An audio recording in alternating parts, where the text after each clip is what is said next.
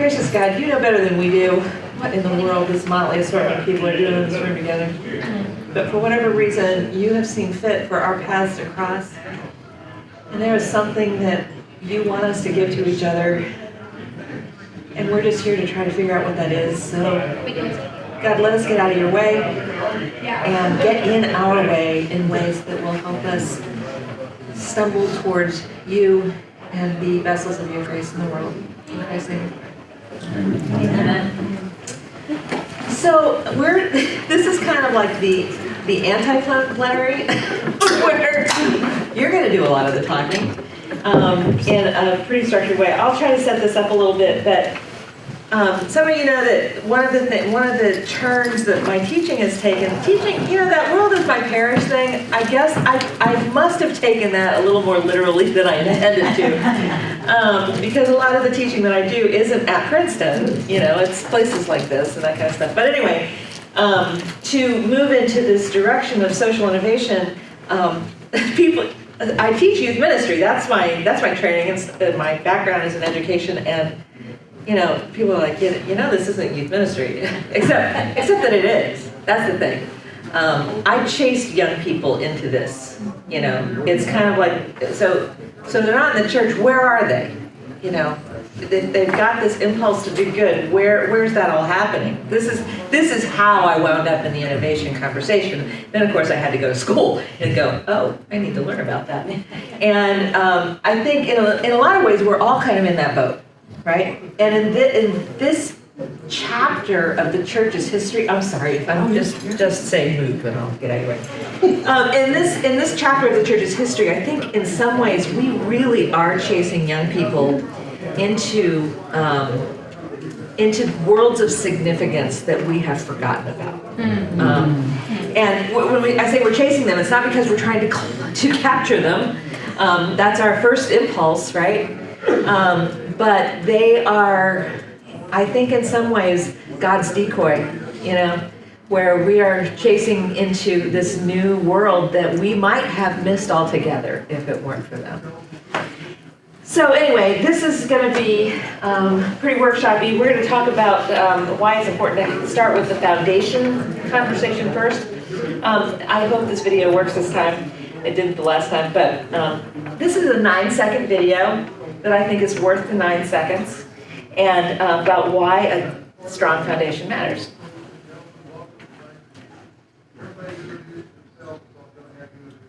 Oh! Touche, yeah, that's it. So, as you know, I teach at Princeton Seminary, and Princeton, New Jersey, for a time was the home of Lennox China. And the guy who was the CEO of Lennox became the CEO of World Vision. And he describes this shift that he had to make in that when he was at Lennox China, a very common thing apparently was for people to get all stressed out over deadlines and production cycles and all of these things. And he had a phrase that he would say just to calm people down. And the phrase was, "It's just plates." It's just plates. You can relax. It's just plates. But when he went to World Vision, he couldn't do. Now what's he gonna say? It's just dying children.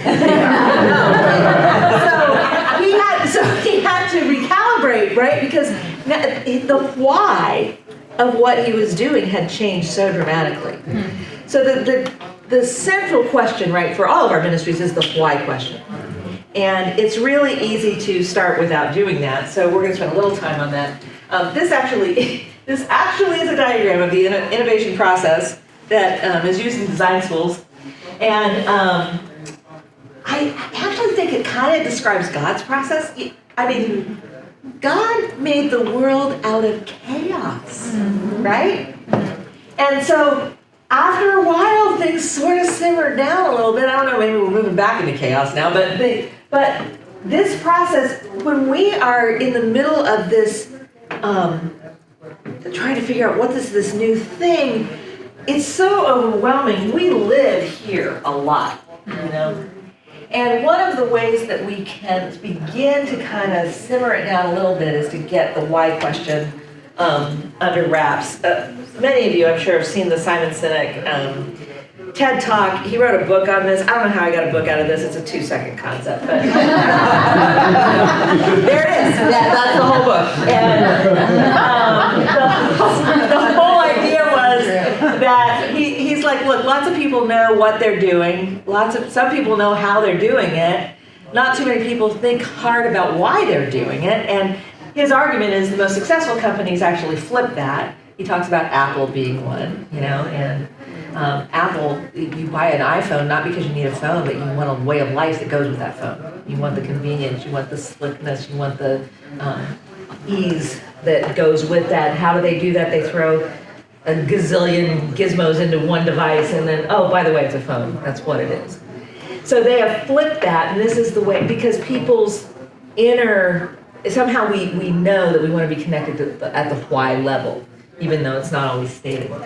When we start talking about why we are doing this work that we're doing, what we're really having is a conversation about ecclesiology. This is a conversation about what the church is and isn't. And so there are many other variations on the church, but 3 variations that I have seen in working with churches on this conversation. I call them flipped church, fuzzy church, and fresh church. So a flipped church means, well, here's what it doesn't mean. What we usually do in youth ministry, who here's been in youth ministry? Okay, you'll appreciate this. That's most of the room. Most of the time what we do in youth ministry is we spend all of our time creating these amazing things for kids to come to. And then we spend the rest of our time convincing kids that they should come to it, right? And what the Flip Church does is it turns that around. Instead of treating kids as cheap labor for our ministries, right? We are basically saying, hey, you know that thing that you do? That, to me, I see God in that. That means I'm supposed to help you, right? So we become the communities that come alongside young people in their best instincts for humanity, right? So that we can help bring their ministries to light. So we become their cheap labor rather than the other way around. And of course, it doesn't matter. The key here is this is not a strategy for conquest, which is normally how we approach young people. And these are people we need to capture somehow. Because it doesn't, frankly, matter whether the young person thinks God has anything to do with what they are about. But if we see God in their dance or in their leadership or in their whatever it is, God, it's on us to be there to help unveil God's work in the world. So it's on us. It's not a strategy of conquest. That's why it's a flipped model of church. So the basic why here has to do with vocation. It has to do with discernment and helping see what God's gifts are in people and helping those come to fruition. For Fuzzy Church, these are those churches that they're involved in the community in ways that make it really hard to tell, wait a minute, where does the church begin and end, and where does the social enterprise begin and end, and where does the other thing that you're doing begin? So the church that built the campus ministry that built the dorm, see, even the tax code hasn't caught up with this, right? So because the tax code wants things to be either or, right? Well, you know what? They're not. They're just not. And so when they built this dorm, and then they wound up fighting. They learned a ton about tax law because now they had all of these the apartment people in town went crazy, and they were like, no, you can't do this, and so they learned a lot about it. So this is like if you've got a church that's hey, you guys, welcome. If you've got a church that's like a coffee shop and a worshiping community, or if you've got this campus ministry that built the dorm. These two were grads of Princeton Seminary, husband and wife. They went to the campus ministries, like 90% of the campus ministries in the world. It was super lame. Nobody came. They went in. They didn't know what else to do. They decided, there's a parking lot here. Let's build a dorm. Because, like you do. They had no idea what they were doing. It's one of those times if you knew what you were doing, you wouldn't do it. Yeah. But anyhow, the long and the short of it is they built this dorm, which has become home not only to 200 students, but among those students are communities of students who are in recovery from addiction, communities of students who are veterans, communities of students who have other kinds of interest groups, affinities. They have theologians in residence in the middle of a state university that live in this, and they have regular old students who just are benefiting from brushing elbows with Christian communities. And so the other thing that has happened is they've paid off their mortgage. And that dorm now generates $1 million a year that will fund that campus ministry for perpetuity. Mm-hmm. So they wound up, in some ways they fell into it, in some ways it fell on them, But anyway, it's a fuzzy church because it's a little hard to tell. What's the dorm? What's the church? So the theological why here's the community. There's a real close relationship between the ministry and the community. And the third one is Fresh Church. I just call it that because Fresh Expressions is one of them. By the way, who's doing Fresh Expressions here? Anybody? Okay. I don't know whether, I have never been able to quite wrap my head around the American expression of this in the same way that I can the British expression of it. And I think here's the difference. I was talking to somebody about this, I forget if one of you. In the UK, the bishop said, well, if the Anglican Church has to die for people to know Jesus, okay. As far as I know, none of our bishops have ever said that. But that's massively different position, right, than just planting a new church. What all of these share, though, is the why of evangelism. And they mean evangelism, not necessarily as conquest, but as how are we befriending people in ways that are transparent to Jesus Christ for people who have no idea what that means. Okay. All right, so what I learned last time is to skip this next part. Okay, so we're going to go into the carpeted room where there are snacks, and we're not going to eat snacks. Hi. Now you just got comfortable. I'm so sorry. But here's what we're going to do first. Because what you're going to do is you're going to work on your ministry that's some kind of a social innovation. I know you didn't come in with one, but you'll have one, I promise, in about. Was there anybody in the circle who inspired you? Oh, yeah. Everyone. Yeah. Okay, now you're going to say that, and I'm going to say, okay, now tell me who and what inspired you, and you're going to be quiet now. Don't be quiet now. All right. Who? Out each other, like what inspired you? So I had somebody that had almost the exact same idea that I do. That's right. How dare you, young lady? No, because the thing is, we find the missing pieces of our ideas in one another, right? So that's brilliant. I just talked to him when we came in here. I was like, so we need to talk because right, because we're kind of doing the same thing. Right. That's so true. Yeah. Who else was inspired? See, that quiet thing just happened. There's just a lot of good ministry ideas. Yeah, mentoring, building housing, just kept going on and on. Yeah. Yeah. It's kind of easy to get hopeful. Yeah. Right?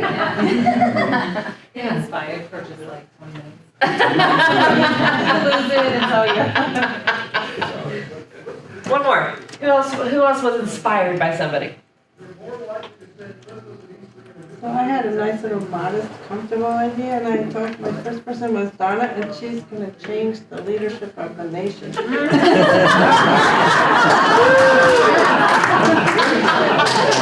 done. Or at least the White House. I could partner with you. All right. So what happened to your idea as it went around the circle? What did you feel happened to your idea? It expanded. It expanded? It Okay. turned into something. It turned into something? Yeah, because you obviously had it planned out before you got here. Oh, yeah, right. Yeah. It's like, wow. Yeah, I also Donna. think it makes you push yourself to say, God, is this really a call? Yeah. So versus saying, is this just my idea? Or God, are you really at this place where you're calling me to do Yeah. this? Right. Made me think of the why behind it. Like, Yeah. is this really worth doing? Or why? Yeah. Why should we do it? And different people, it's common, right, for reactions to range from, oh, I was, I felt God really calling me in a way to do something I didn't expect, to, well, I felt like I was more cheering other people's ideas by the time I didn't get that invested in my idea, but I got really interested in other people's ideas. I think you'll find that some people are wired more to be generators, and some people are wired more to be champions, Yeah. And you gotta have both, right? So if you feel like you're falling on one side or the other, that's fine, But anyway. Some ideas I wanted to steal. Like, is that such a thing? Not steal, but like it would be a great idea to integrate it into. Look, ministry is creative burglary, so. Do you ever hear a speaker without thinking of your next sermon? Never, right? Doing a little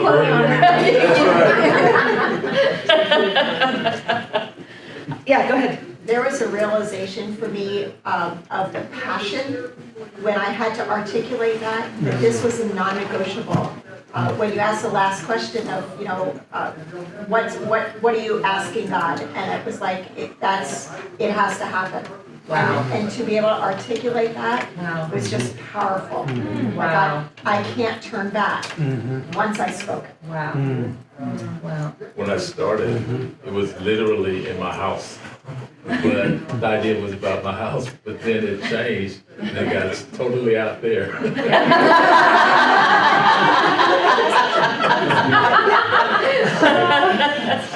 Totally out there. That kind of that might be a God thing. You're gonna have to test that one. Yeah.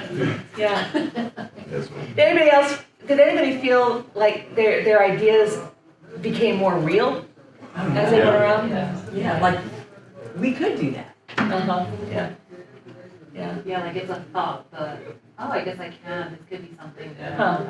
By the time I got to the end, I was like, oh, this is serious, especially when you asked how you're gonna pay for it. Oh. Yeah. Yeah, and just saying what your dream will look like at the end, for me, that got me kind of choked up, because sometimes speaking your dream out loud to other people, you're afraid if they're gonna go, oh, dude, that's just way off base. But being able to speak it out loud and be true to it, it's cool. Well, you're also bringing up another interesting part of the whole creative process, because you're embodying a whole lot of creative theories right now. But we have a tendency when we have a new idea to keep it to ourselves, right? In fact, the best way for that idea to take root is to share it. Part of it's because we get pieces of it that are floating around in other people's ideas. Part of it's because there's something about, we do talk ourselves into our faith. I mean, we speak our faith. It's part of our theology that we do this, right? And so there's something about putting it into words. You name the monster under the bed, right? And all of a sudden, it's something you can do. It's not just some woolly idea back here. Well, that question you had on the fleece, I think, kind of brought that home to me. Interesting. It said, so what is your fleece? Yeah. What are you? Basically, what's stopping you? Yeah. That's what that question is. Yeah. And then that takes away the excuse. Yeah. Okay, let me just be clear that I'm not expecting this to change the direction of your ministry on the basis of a 20-minute exercise, but I will say that there are weird things that happen in this exercise, which is why I do it a lot. We did one event. It was a Con Ed event, and there was a woman who was there. She teaches at Indiana Wesleyan, and she just came because she wanted to watch this process, thinking that she would use it in her classes. And we had an odd number of people, so she stepped in. That's how much prep she had for this. And she came up with an after-school program where kids learned to cook. They were in food insecure areas. They learned to cook. They took home bread and a crock pot of food for the weekend each time. And they were also, had kids from the university helping them with, trauma and learning and that kind of stuff. By the end of that exercise, she had it had become a call for her.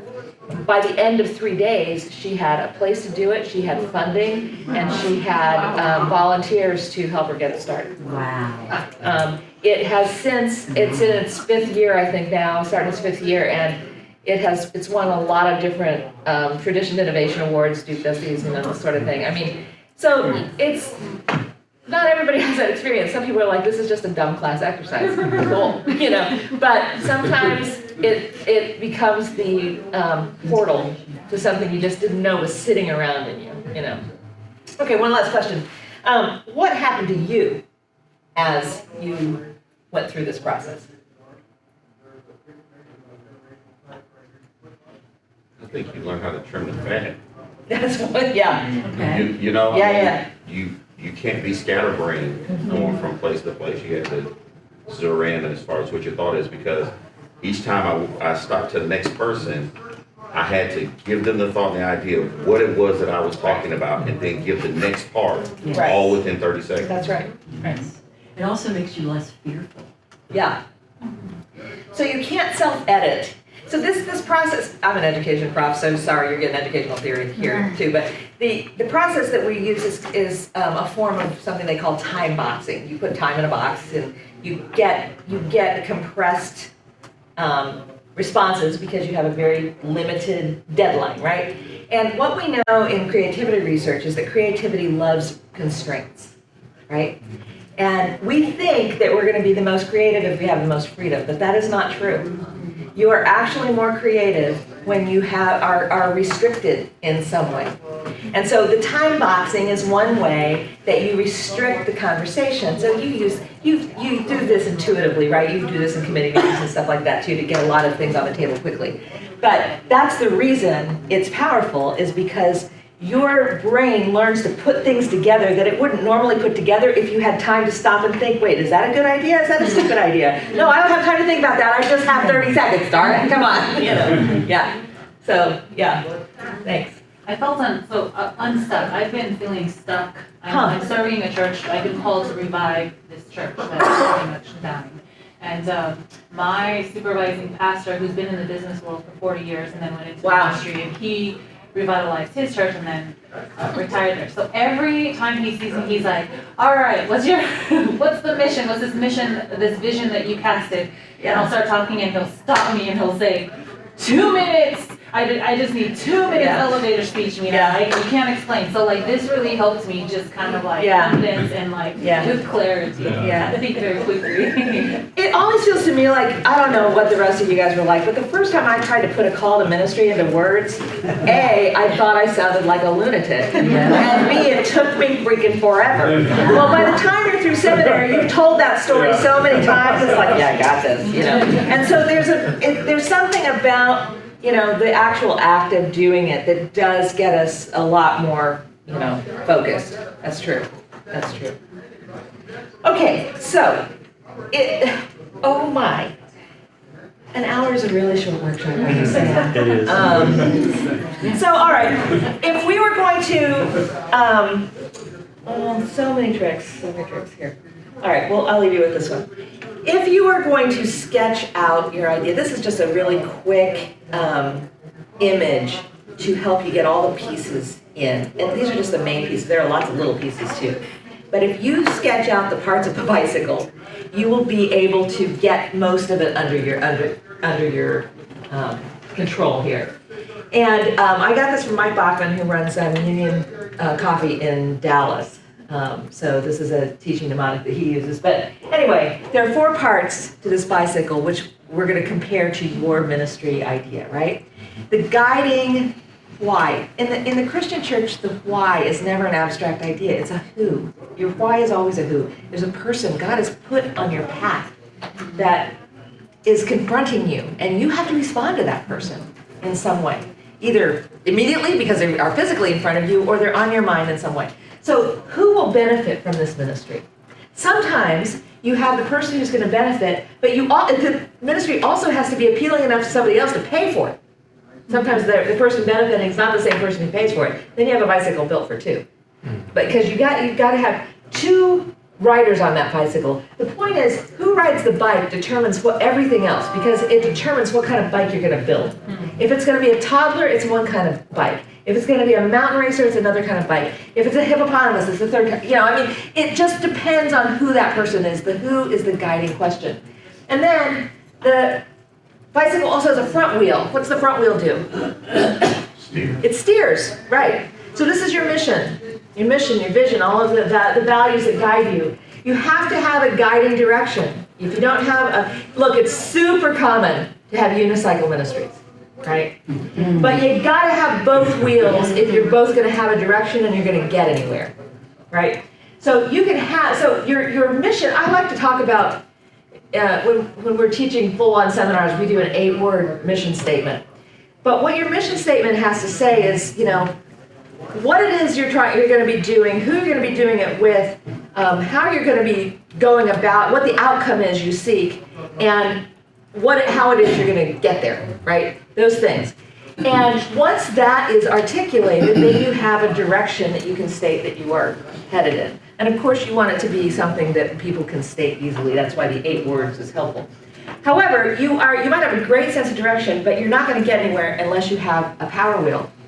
This is what propels you, right? So this propels you forward, and this has to do with the resources that your idea will require.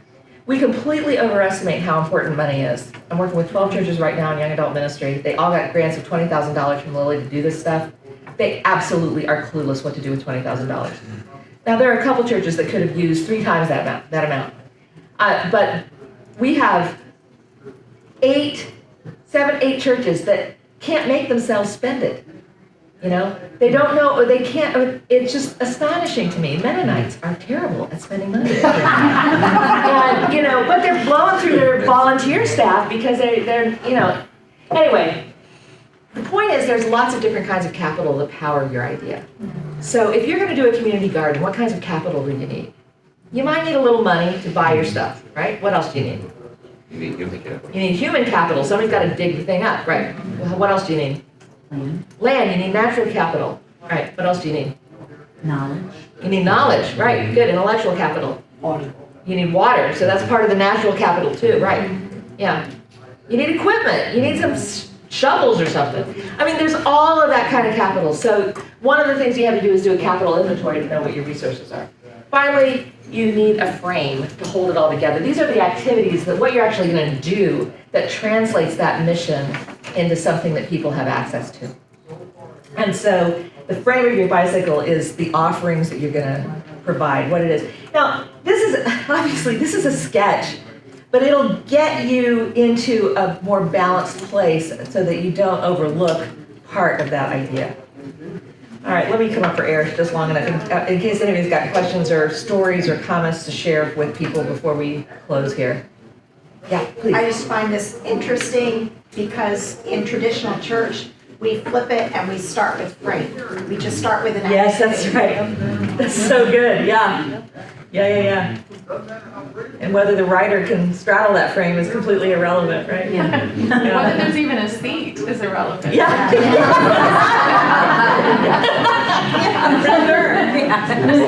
For sure.